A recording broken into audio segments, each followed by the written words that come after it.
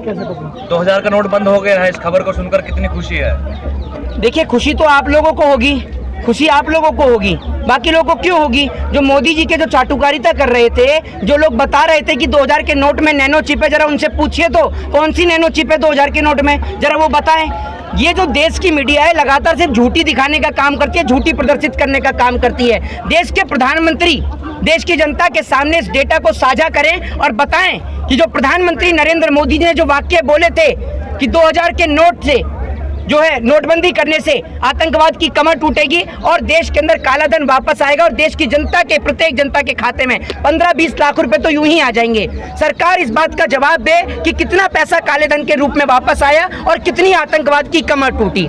कहने का मतलब ये है कि डिमोनेटाइजेशन यानी नोटबंदी पूरी तरीके से विफल रही और असफल रही। इस सरकार की जितनी भी नीतियां हैं सारी की सारी पूरी तरीके से असफल है, विफल है। कहने का मतलब ये कि ये सरकार विफलता की सरकार है, असफलता की सरकार है।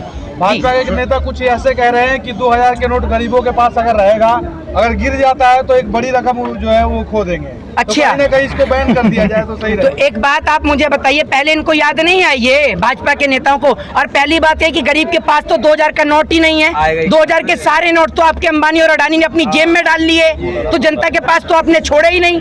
ये 2000 के जो नोट पर प्रतिबंध लगाया गया है, ये क्या सोचकर लगाया गया? जरा सवाल का सरकार जवाब दे।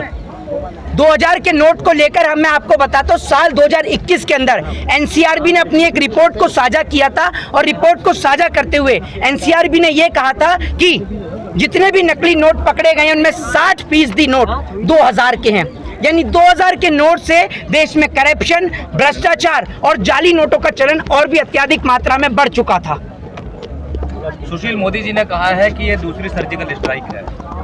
देखिए, सुशील मोदी तो पता नहीं क्या क्या बयान देते हैं, मुझे तो पता ही नहीं कौन सी सर्जिकल स्ट्राइक हो गई है, कौन सी सर्जिकल स्ट्राइक है। नहीं, इससे देश के नौजवानों को रोजगार मिल जाएगा या पाकिस्तान ध्वस्त हो जाएगा।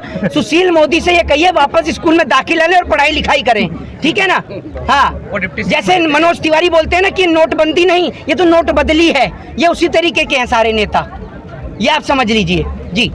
ब्रजभूषण ने कहा है कि ये 15 रुपए के मेडल है, अगर लौटाना है तो आपको जो वो रकम लौटानी पड़ेगी जो आपने ली है। तो ब्रजभूषण शरण सिंह से बोलिए कि सबसे पहले तो जो आपके नेता और मंत्री इस देश की जनता का लाखों करोड़ों रुपया लेकर, पेंशन लेकर जो मुफ्त की रोटियां तोड़ रहे हैं, वो सारा पैसा चुकाएं। चुका सकते हैं? कोई नेता में दम है कि पेंशन चुका दे सारी?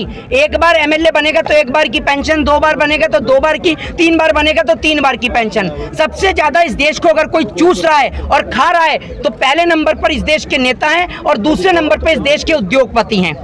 आज इस आंदोलन को चलते हुए 29 दिन से ज्यादा हो चुके हैं, लेकिन आज मुझे इस आंदोलन में एक चीज तो दिखी और एक चीज को कहा भी जाता है कि परिवर्तन इस संसार का नियम है।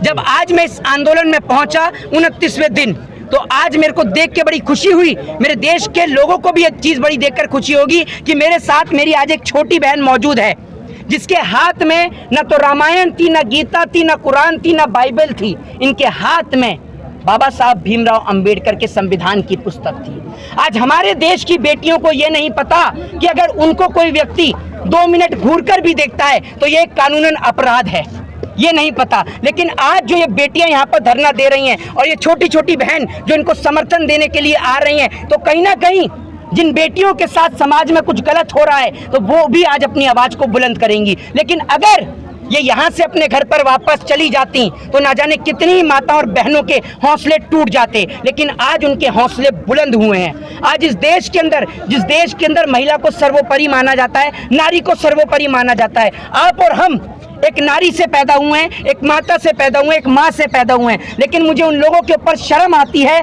जो एक माँ से पैदा हुए हैं, एक नारी से पैदा हुए हैं, लेकिन यहाँ आकर एक बेटी को, एक बहन को समर्थन देने नहीं आ रहे हैं। ये बड़ी देश की इस विडंबना है जी। जैसा आप देख रहे हैं, ओलंपिक मेडल लाए हुए खिलाड़ियों को इंसाफ मिलने में इतनी देर हो रही है, तो क्या कोई आम लड़कियों को क्या संदेश जाएगा इस बात का? देखिए, आम लड़कियों को क्या संदेश जाएगा वो पूरा देश देख रहा है। इस देश के अंदर, जिस देश के अंदर FIR कराने के लिए सुप्रीम कोर्ट का सहारा लेना पड़े, आप अंदाजा लगा सकती हैं कि क्या लोगों के पास मैसेज जा रहा है। जिस देश के अंदर आर्टिकल 19 जो कि हमारा एक प्रोटेस्ट करने का एक फंडामेंटल राइट है, वो फंडामेंटल राइट के तहत लोगों को बैठने ना दिया जाए, लोगों से अभिव्यक्ति की आज़ादी छीन ली जाए, तो कहीं ना कहीं इस देश के अंदर आज डिक्टेटरशिप यानी तानाशाही नरेंद्र मोदी सरकार स्थापित करना चाहती है। अगर कोई व्यक्ति यहाँ पर खड़े होकर कोई बात कहता है, उसको उठाकर ले जाया जाता है, थाने में उससे पूछताछ की जाती है। क्या हम लोग चोर हैं? क्या हम लोग डकैत हैं? हम आतंकवादी हैं, टेररिस्ट हैं? एक बात आप मुझे बताइए, ये जो बेटियां हैं जो देश के लिए गोल्ड मेडल लेकर आई हैं, हम उनको समर्थन देने के लिए आ रहे हैं, इसमें हमारा क्या अपराध है?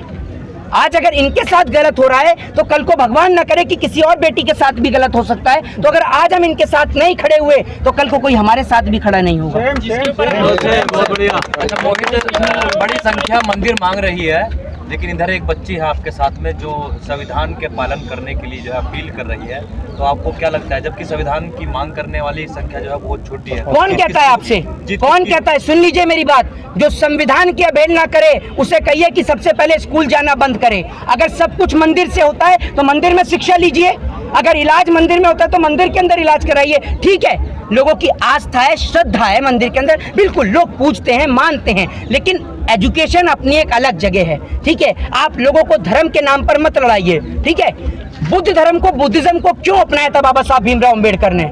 ठीक है, सावित्रीबाई फुले ने कथन कहा था कि अज्ञानता मूर्खता का सबसे बड़ा प्रमाण है।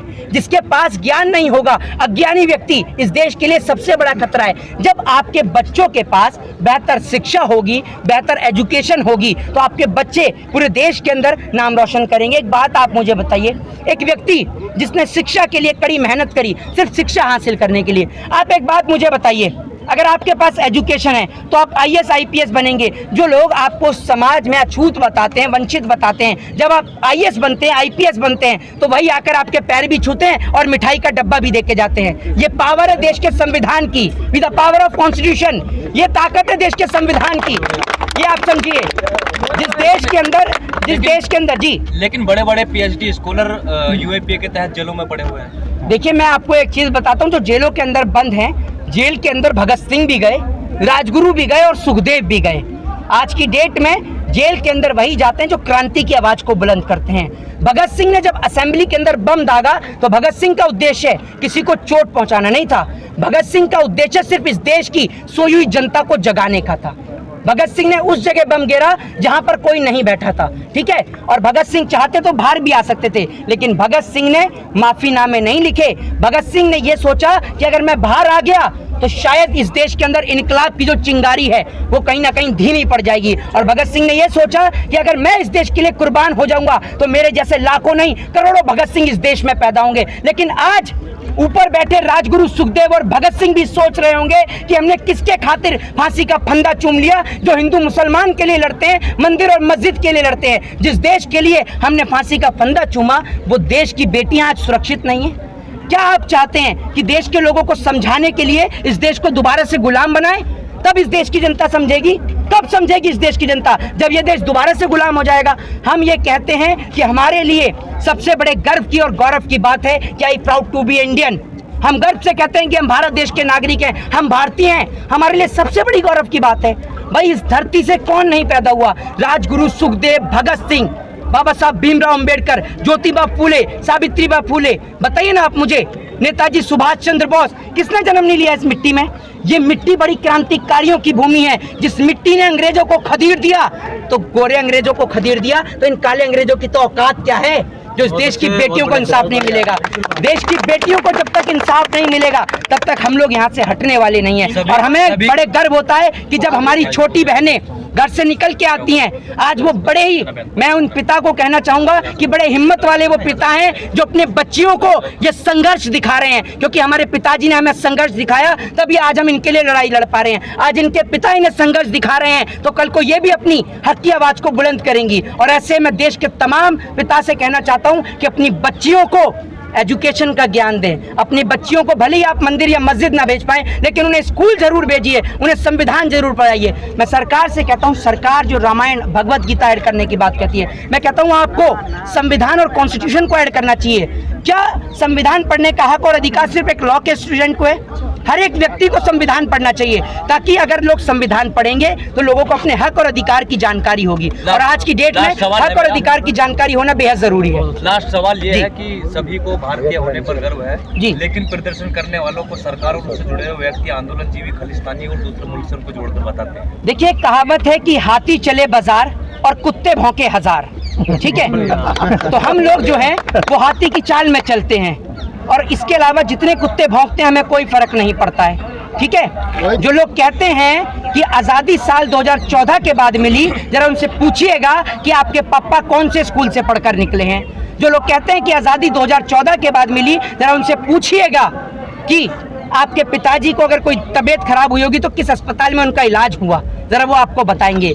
आज़ादी उस दिन इस देश को मिल गई थी जिस दिन इस देश की धरती ने राजगुरु सुखदेव, भगत सिंह, ज्योतिबा फूले, सावित्रीबाई फूले, अब्दुल कलाम आज़ाद और अशफाकुल्लाह खां जैसे बेटों को जन्मा था। आज़ादी उस दिन इस देश को मिल गई थी जिस दिन इस देश की धरती ने महारानी लक्ष्मीबाई जैसी वीरांगना को, महाराणा प्रताप जैसे वीर सपूतों को पैदा किया था। एक होते हैं सपूत जो देश की संपत्ति को बढ़ाने का काम करते हैं, और एक होते हैं कपूत जो देश की संपत्ति को बेचने का काम करते हैं। ये देश की सरकार कपूत के तौर पर काम कर रही है, और ये क्या जाने कि सत्य और अहिंसा होती क्या है। जो सुबह उठते ही हाथ में लाठी और डंडे उठाते हैं, वो क्या जाने अहिंसा होती क्या है।